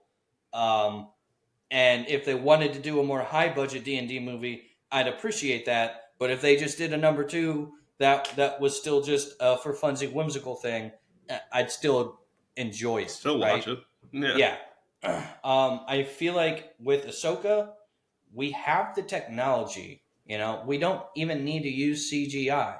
We have the technology to make her look more natural. I mean, look at the Twi'leks from what episode 6, the ones that were in Jabba's palace. They yeah, looked real, yeah. and that movie's from like 40 years ago. That movie came out. I'm 32, and that movie came out before I was a twinkle in my dad's nutsack. We have better methods and technology now, and we Yeah, came out with something that was like arguably slightly worse. yeah. So, I mean, I like the actress. I feel like I Yeah, she's forget her awesome. name. I do like her. I feel like she did a God, good yeah, I can't job remember her name. portraying Ahsoka. I just Yeah, feel like their costume department really dropped the ball. a little bit. I liked kind of how Sabine looked. Um, I thought Hera was done pretty well. Hera was all right. Her eyes looked a little off to me, but other than that, she was all right. Uh, her son was kind of weird because he just had green hair. We already talked about Yeah, I that. still don't. Yeah, whatever. Well, let's Um, wrap. We're almost done. Then we can get into more thoughts. Let's just wrap it up. So basically, Sabine turns around after Ahsoka tells her it's time to move on. She thinks she sees something. She's kind of looking off in the distance. Ahsoka looking around, trying to see something. Kind of smiling, looking mhm. hopeful. And they turn around and it pans out, and you see Anakin, Force Ghost, standing Yeah. there, kind of looking proud or whatever. Which every time you see Anakin, I'm a sucker for that. I think it's awesome. I Yeah. love seeing Which Anakin. the scene, honestly, now that we're talking about it, the scene kind of alludes to Ahsoka didn't see Anakin. Sabine saw Anakin. But yeah, which I thought that was interesting. Like, what does Yeah, that I mean? think that's really cool. Well, I mean, as a Force ghost, Anakin can reach out to like anyone Well, I guess, that and is wielding the technically, like Force. Sabine's now in his like Force family, right? Because I mean, he doesn't. He whatever. doesn't even necessarily. Let's look No, at I know what you mean. let's look at Rey. Right, literally every Force ghost that's ever existed reaches out to her, and she's never met those people. It's also like uh, Sabine sees this person who she doesn't know is Anakin because she's never seen Anakin. She's only seen Darth Vader. She doesn't know what Anakin looks like.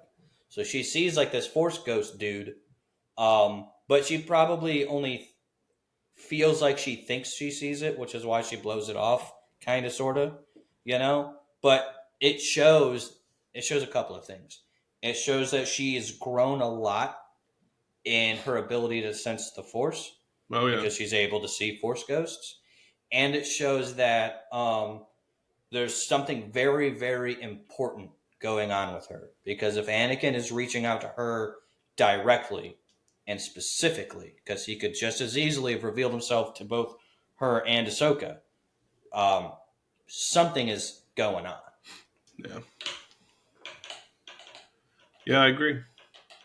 All Um, right, and so and I know those caskets that were on Thrawn's ship.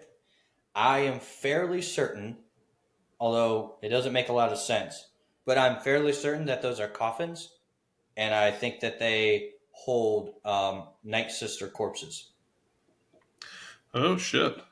So the show kind of alludes to Thrawn meeting these Night Sisters on this planet, but that doesn't make sense because there's nothing on this planet for them. And Hmm. and the chick, Samurai Jack or whatever her name is, Morgan. uh, there it is.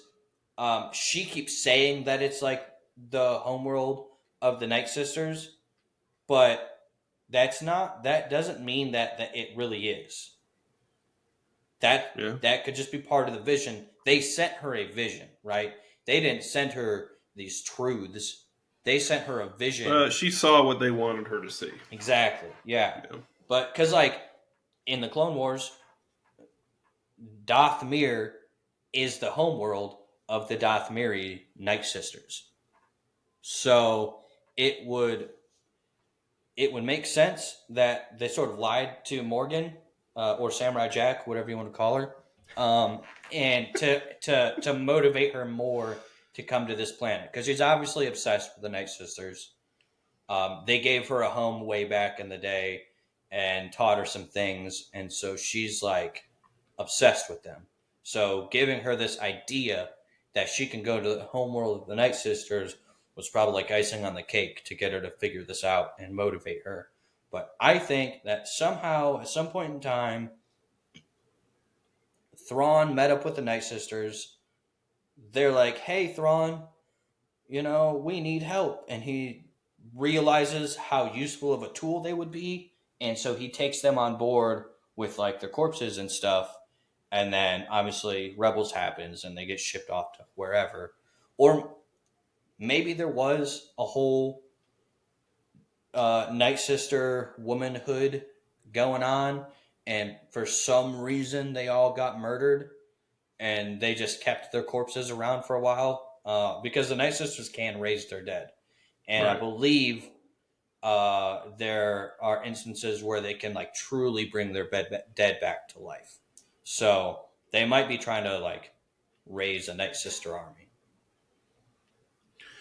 That would be interesting because I took it as whatever they were taking was more to help Thrawn out in it. Like, why would that help Thrawn? Well, Unless he's somehow going to be I in think it was a control of this mutual. army. I think it's a mutual partnership.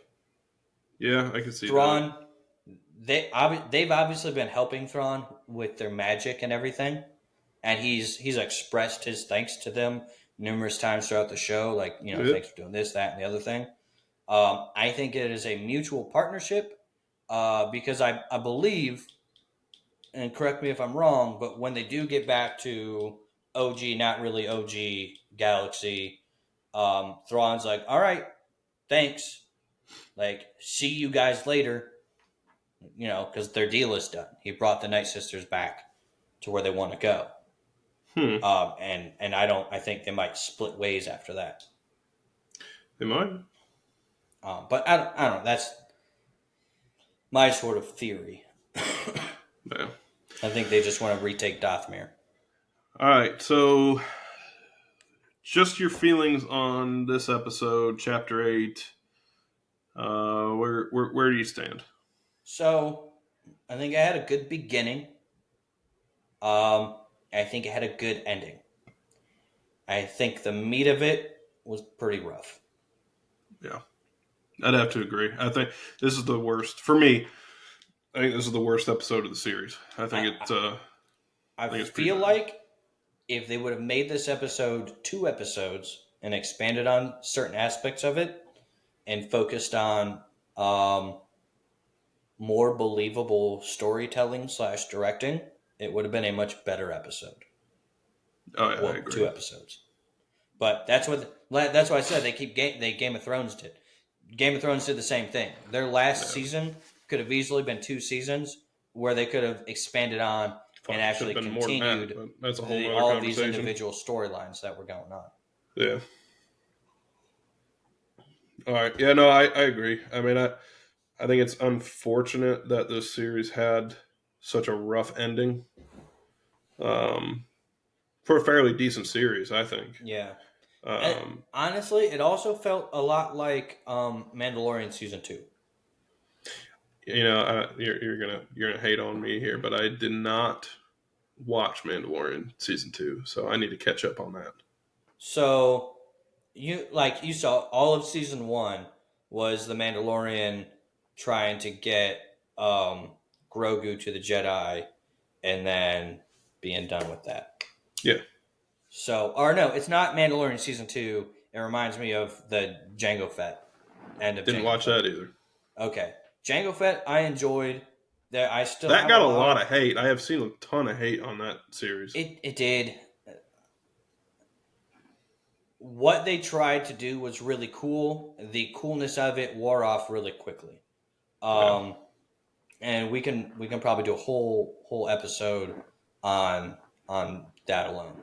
But so the original plan for the Mandalorian was for him to get Grogu to Luke and then go off and do his thing. Because the story is supposed to be about him. Grogu is a side character that just has high importance. Now, um,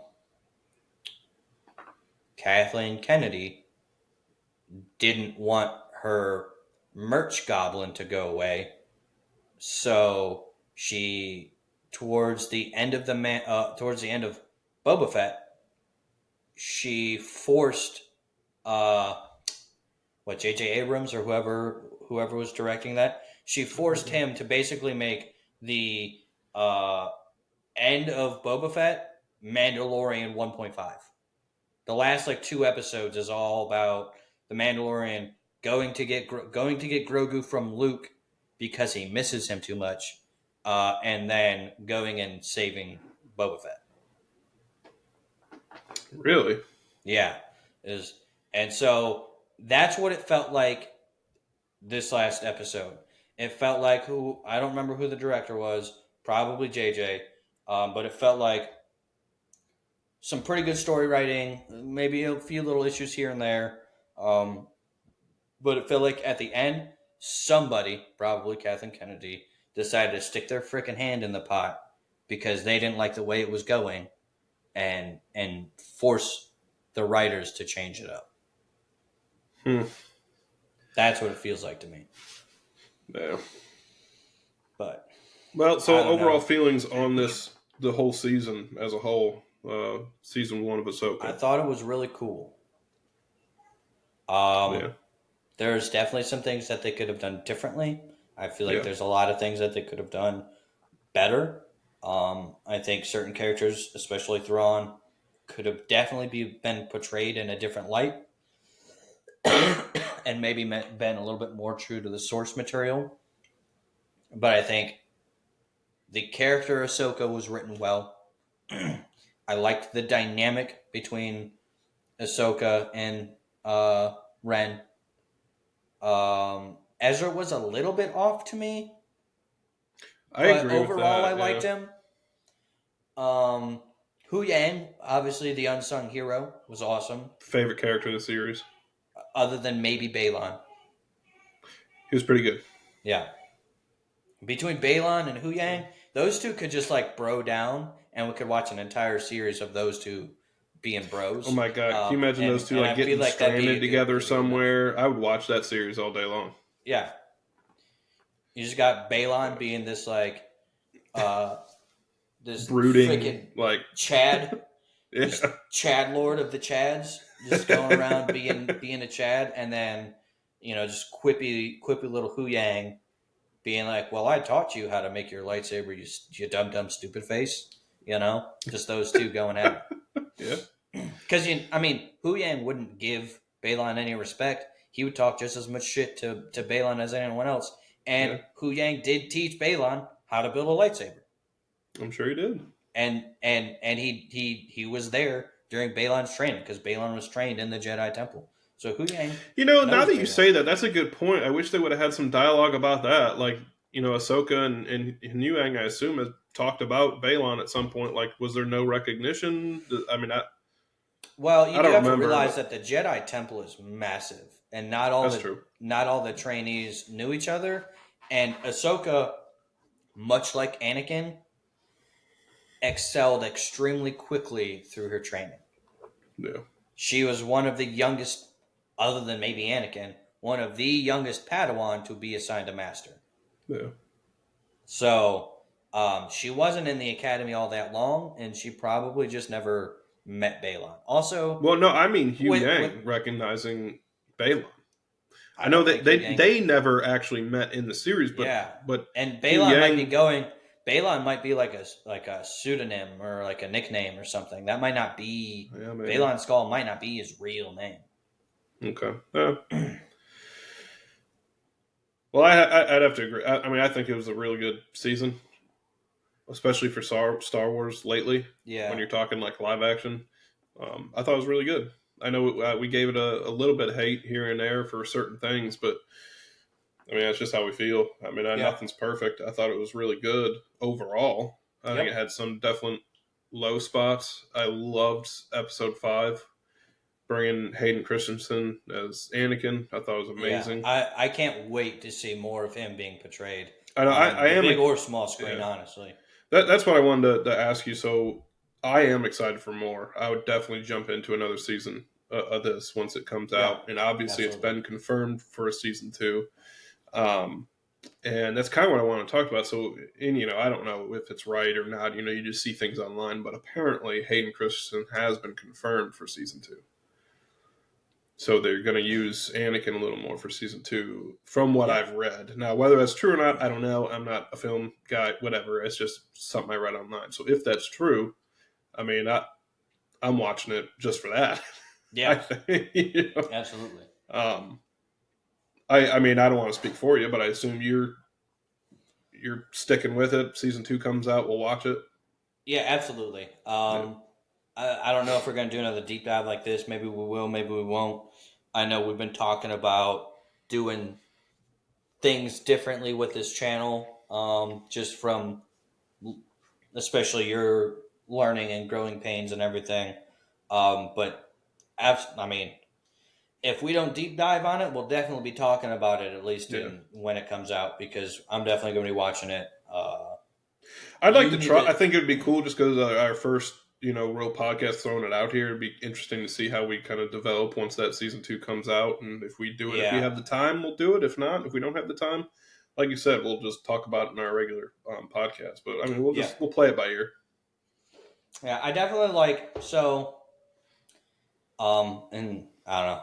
I think we're mostly done with the actual podcast itself, but I definitely foresee us in the future having like more of a roundtable sort of talk about certain topics, Yeah, and not necessarily so pointed and focused as this has yeah, been.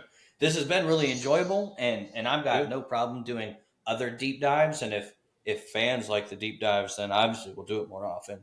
yeah. Um, but that I don't think that was our original vision, and I don't think that's our vision No, moving forward. no, it's not. Like I said, we're just kind of playing it by ear. We'll do whatever feels right and whatever. Honestly, we have the time for. You Yeah. know what I mean? Especially with you, going to be moving around, might be easier once you're back in the states. Who Yeah, knows? we'll definitely. I can be moving as early as May, and as late as July. So, of this year. So things will be changing around that point because we'll be in the same time zone, Hell and yeah, that'll be neat that'll be a lot easier for us. That's for because sure. I don't gotta waste my Sunday afternoon slash evening, and you don't gotta wake up early as crap on Sunday so that we can actually be on here at the same time doing this. So it'll Yeah. be interesting. And All right. Well, hopefully, I do want to ask you about a little bit of theories that we've talked about. So we've kind oh, of touched on yeah. before we kind of sign off here. So for the next season or whatever comes next, whatever it is, um, the cargo you've already touched on that. You think it's coffins, right? Yeah, I think those are corpses in there.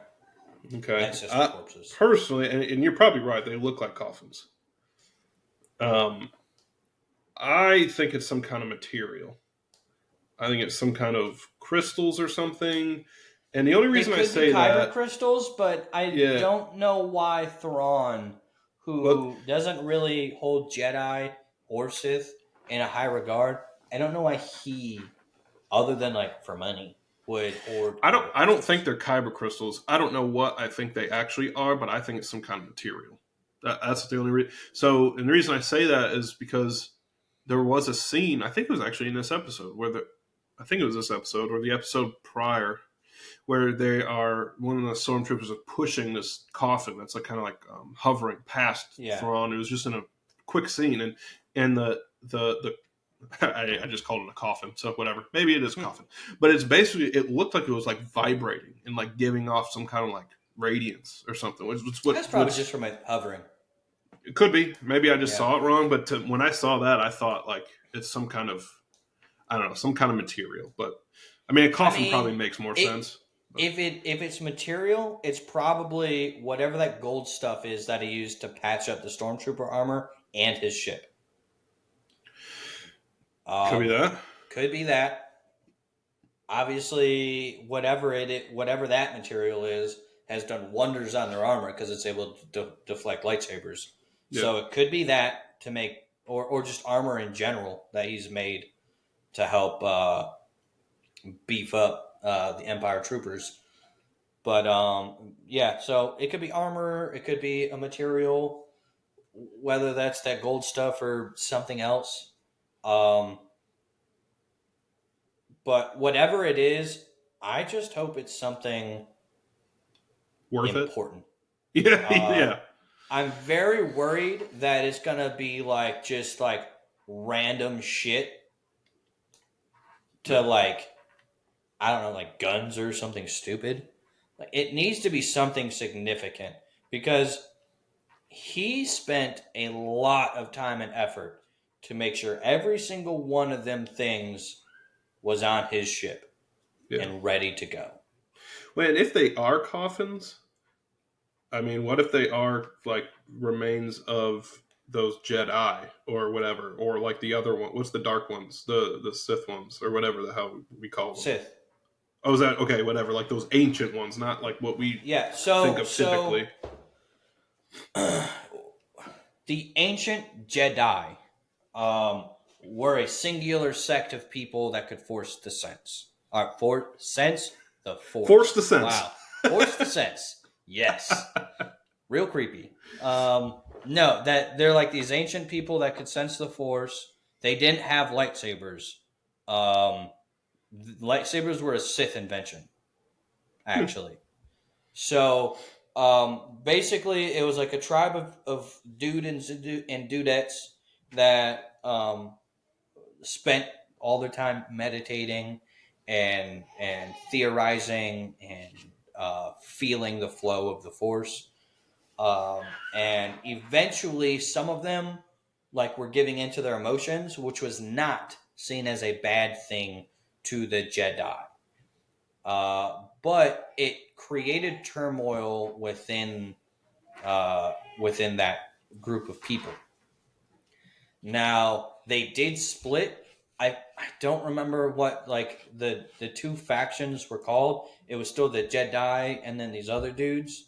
But these other dudes, they found a race of aliens that were like these red skinned demon looking dudes that had a high likelihood of being sensitive to the dark side of the Force.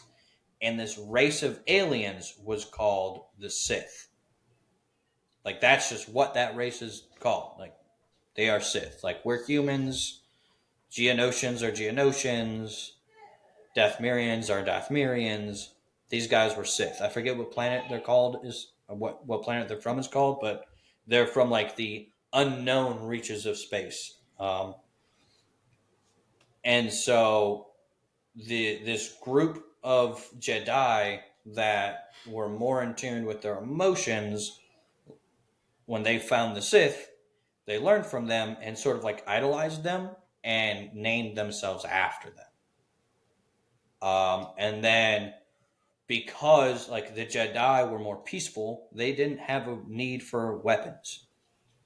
The Sith, being more aggressive, invented these weird contraption that was powered by like this backpack. And so the original lightsabers was like this little hilt about this long, just long enough for them to hold on to. And it was hooked up to a wire that was unhooked up to the backpack and it created a beam. Um, they didn't have kyber crystals yet. It was just like an electrical device that created a force beam and they used that to fight. Uh, They pretty much slaughtered most of the Jedi, and so the Jedi, knowing that they needed to defend themselves, like stole that technology, and then through the Force found kyber crystals. Now, kyber crystals are the power source that made it so they didn't have to wear this big bulky backpack. And then the Jedi went through and wiped out all of the Force Sith with their new and improved lightsabers. The few of those guys that survived, they stole a couple of those lightsabers, and they like poured their anger into those kyber crystals, uh, which is what turned them red. Now they call it bleeding, where there's a process in which a Sith will focus all of their anger and their hatred in that kyber crystal, and it cracks the crystal, which causes it to bleed. And that's why it shines red, because it's like a bloody crystal. Hmm. And then Ahsoka, with her white lightsabers, what she's done is she, for a while, was just hunting Sith. She was like an anti-Sith assassin, and so she got two lightsabers from Sith, and she is the only person to have done this, to my knowledge. But what she did is she channeled the light side of the Force into these bleeding kyber crystals, which healed them. But they no longer glow in like their traditional different colors. They just glowed white. So it's pretty cool. That is pretty cool. So what did Samuel L. Jackson do to make his purple? Well, there's the real reason, and then there's the storytelling reason. The storytelling reason is that he is a very unique Force user, that he is a Jedi that taps into the dark side, and that is why the kyber crystal that he has is purple, because it's red and blue. The real reason is that Samuel L. Jackson said, "Hey, I want a purple lightsaber, and I want to be the only person with a purple lightsaber, or I'm walking." And Spielberg was like, "All right, you get a purple lightsaber." George Lucas, or Um, who made that call? Or I don't know if you know. Episode 1 through 3, I believe, was Spielberg Oh, okay. with George Lucas, but Yeah, Spielberg directed those ones. I'm pretty sure. that's cool. All right. So the only other thing I really want to talk about, as far as like theories and whatever go, is the father, daughter, son theories and what's happening with that on this planet. Mm-hmm. I have my theory, but I don't know as much as you do, so maybe you can fill in the gaps or tell me I'm full of shit. So I guess let me tell you what I feel is happening, and then you tell me that I'm wrong and why. I guess. So, and I don't know if this is a theory. Yeah. Well, but you're also wrong. Yeah. But I mean, this could just be wishful thinking or something I think would be cool. I don't know if this is actually going to happen or whatever, but this is what I kind of feel where they're leaning, right? With what I know. Yeah. Especially seeing that Anakin's been or Hayden Christensen's been recast for season 2. I think they're going to try because this is Dave Filoni's world, right? This is what he's been building up to, and he's going down his path. So just kind of going off of that, I think they are going to try and make Anakin, even though he's still a Force ghost, technically the father, and he's going to basically take over that essence and do that. Now, I think Ahsoka's there to officially reclaim her place as the daughter. And before you say anything, because I can see your face, I think that's why Balon's there, is because he recognizes the power of, or somehow has figured out that this is a thing, which I think people don't really know.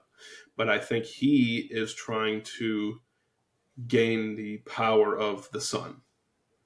And so I think that's going to be the season 2, season 3, whatever it is. It's going to be the battle between the 3 essences of the Force, where Anakin is taking his place as trying to bring balance to the Force, which he was supposed to do from the start, where he's going to be the father. Ahsoka's the daughter, and Balon is going to be the new son. And now, like I said, I don't know if that's going to happen. I just kind of see them go, like, you can kind of see the paths going to something that is going to lead to this father, son, daughter theory, and from that, the Clone Wars, or whatever the hell that was from. So I don't know. What do you think? So I'm going to talk you through my logic and prove to you logically why you're wrong. Okay, great. So Anakin cannot be the father of the Force anymore, because all 3 aspects need a physical form, which Anakin no longer has. Okay. Now, Ahsoka is kind of already halfway there. So I think you're right with Ahsoka taking on the daughter, becoming the daughter fully. Balon, we already know, is kind of a neutral party.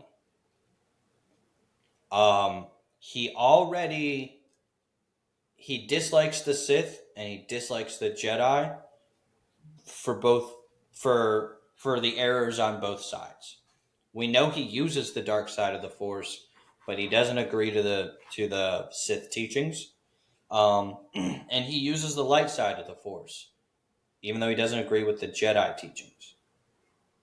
Ooh, And you're already he's got changing his my mind, and now I have a new theory. But and go on. he's already got this quasi paladin who is just this cute little ball of anger, ready to just shred everything up into shreds. Yep. Now, the issue we have here is the only aspect of the Force that is still fully alive is the sun. I think Right. that Balon is going to take on the role of the father. He already has daddy energy. That's true. So it makes In sense. fact, I've heard you call him several times daddy. Well, not on this channel. No, I feel like the people should know. Yeah. It's Daddy Balon to you. But yeah, so we already got Big Daddy energy. It makes sense that he takes on that aspect of the Force. Ahsoka's already halfway there. The current son... she essentially is the daughter at this point, right? She just hasn't accepted the role. Right.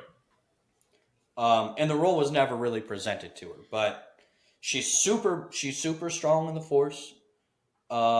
She is the only living Jedi or Jedi ever that we are aware of that knows how to repair a bled kyber crystal.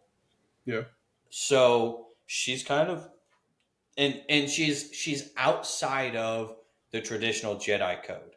And that's one thing that people need to realize is the Sith and the Jedi don't follow the son and the daughter. They make their own choices with the power that they've been granted. But the strength of those powers is determined by the embodiment of those aspects. So like the daughter of the Force doesn't control what Jedi do. She does control how much power the Jedi can wield, but like she doesn't control what they tell each other and teach each other and how they do what they do. She just is like, I am the light side of the Force and I am strong, so the light side is strong. Right now she's dead, which is why the Sith seem to, at least in anything important, seem to keep winning, right? But that's because there's no daddy keeping balance and there's no daughter to empower that light side. The only thing that we have is the son, and all he cares about is being a little ball of anger. So I think that through this sequence of events of the next season, the son is going to be killed. I think Balon is going to take on the mantle of the father. I think Ahsoka is going to take on the mantle of the daughter. And I think that I always forget her name. Yeah, Shin is going to take on the mantle of. I mean, we call it the mantle of the son, but I don't think it has to be a boy. I think there could be two daughters of the Force, right? Yeah. So she is just going to take on the mantle of like being the essence of the dark side of the Force. Well, let me ask you this then. If something happens to Shin or whatever, do you think that could be Sabine? No. Because, I mean, I think, no. Because Sabine is never, she's never tapped, well, I don't want to say she's never tapped into the dark side. She does. She hasn't been given the opportunity to. Yeah, well, but she does use her emotions to grant herself power. But that's, right. Like, that is what Sith do, but that isn't what makes you a Sith. Yeah. Mace Windu, like we've already talked about, he taps into emotions. He uses emotions to manipulate the Force. Yeah. He's a very unique Jedi, but he is a Jedi. So I don't think there is enough anger within her. And she doesn't have any training. Like she just doesn't have that inside of her. Now, I do believe like an Ahsoka situation where the son sort of possesses her, I think that's possible. But that's not going to like turn her into the sun. That would just turn her into like a minion of the sun. So I think Yeah. Shin I is think gonna. you're probably more on the money with everything. The only thing that I don't like, or I guess I wouldn't say disagree with it, I just wouldn't like it if they did it, is Balon becoming the father. And let me tell you why. I think it would be a cool thing to happen, and I'd definitely watch it. However, they've made such a big deal about who is going to be that character, or who's going to bring balance to the Force. I mean, that's what the first three damn movies were about. Is like the Anakin was the one to bring balance to the Force. There was a Well, whole that's prophecy very about this. misleading. Bringing balance to the Force in the Jedi's mind is making Jedi all powerful and eliminating the Sith. That's what they view as Well, balance, and so that no, is I not. agree, but what I'm going off of is the Filoni verse, right? I mean, he made it very like a very physical, pointed thing. Like they talked about that when he became, or when him and Obi-Wan and Ahsoka went to, that planet or whatever, and talked about Yeah. the father and the son or whatever. It was very strongly insinuated that that's what that prophecy meant. That's what he was supposed to do, was become Mm. the father. Yeah, Anakin was supposed to, but Anakin Right. failed. Anakin turned that role down Well, did and he walked fail? I away. mean, because a prophecy is a prophecy. I mean, you can read that how many ways So, you I mean, want, there's an argument to be told that in killing Darth Sidious, Yeah, he brought balance. in a way. Um, but he, when you, I think it's either episode 2 or 3. Mace Windu is talking to Yoda and Obi-Wan, and they talk about how Anakin is supposed to bring balance to the Force, and even Yoda says a prophecy misread it might have been. You're right. Yeah, you're right. So in a Jedi's perspective, balance is making sure everything is good and peaceful. Peace is balance to a Jedi. But truly, a balance is equal parts of two halves. Right. So, um, I, and from what we've seen of Balon, he is a very centered and grounded individual. He recognizes and uses emotions, but he is also very much a peaceful person. He's always introspective. He's thinking. He's calculating, meditating. He does use the dark side of the Force, and even has a Sith apprentice, but was was grown, trained, and taught the Jedi ways, and respects the Jedi ways, just not the way that the Jedi Council enforced them. So Balon kind of already like there is in no iteration of Star Wars, at least canonically, there is no such thing as a force neutral Jedi. Like everyone sees, a lot of people see that as a cool concept. I view that as a cool concept. I wish force neutrals were a bigger thing, but truly there Well, I aren't mean, any. if you look at the new movie series with Ray, I mean, She follows Jedi teachings. yeah, but she used the dark side. Right? Well, She used yeah. the whole lightning thing and whatever. I mean, technically, I know there's a whole different theory about that, but I feel that Disney is trying to portray that she is this, like, she can use both sides, like she's a neutral force I, user. she was when she did that lightning bolt. That was definitely like anger. That was her definitely tapping into the dark side, which Yeah, many Jedi do, whether on purpose or on accident, through their training. Part of their training is realizing how easy it is to do that and resisting the urge to wield the Force in such a manner. Um, Even Yoda was tempted by the dark side. Like there's a whole scene in Clone Wars where Yoda's trying to learn how to become a Force ghost, and he has to confront his theoretical dark side. Um, Huh. and so, like, everyone's got light and dark in them. The Jedi know that. The Jedi's methodology is to essentially try to ignore and or completely shut out that part of you and focus only on the light side. Whereas the Sith view that as a weakness and focus solely on their emotions, specifically anger and aggression, and shut out any feelings of good and empathy.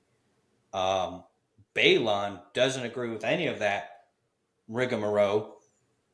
He believes in utilizing his, or at least it's sort of alluded to, he believes in utilizing his emotions in a way that is controlled but still empowering. Um, and but he also doesn't want to create and or do harm when it's not absolutely necessary. He doesn't. He's said it a couple of times. He doesn't want to kill Ahsoka. He's willing to if he has to, but he doesn't want to. Um, and although he doesn't agree with all of the things that his Padawan does, he realizes that he is raising a Sith. So he lets her sort of do her own thing. He doesn't participate, and he reels her in when she's going too far, but he accepts who she is and lets her do her thing. Right. To me, that is Father of the Force incarnate. Doesn't necessarily agree with his daughter, letting her do what she's doing. Doesn't necessarily agree with his son, but lets him do what he's doing. But when they get out of line, he's the one that's there and it's like, no, you stop that. Reels them back in. Yeah. Which is the job of the father. The father Yeah. is not supposed to be a Jedi or a Sith. Which That's so Balon is not. unfortunate that what happened to that actor too. Because I like hearing what you're talking about. If they go that route, like he would have been perfect for that. But we'll see. He would have been. Are you dying for real? Like, do I need to call somebody? Probably, but just let it happen. Okay.